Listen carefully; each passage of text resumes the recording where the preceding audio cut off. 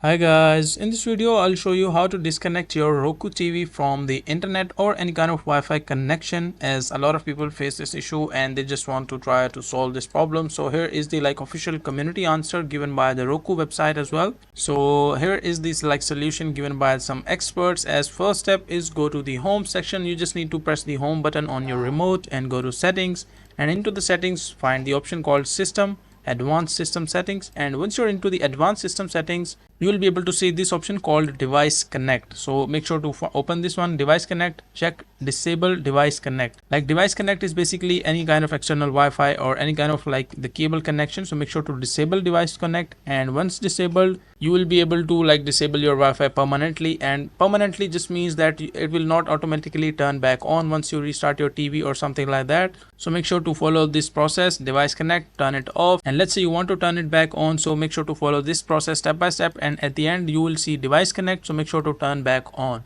So that is a simple and easy process if you want to disable your Wi-Fi or enable your Wi-Fi in Roku TV. So make sure to follow this process and your problem will be solved.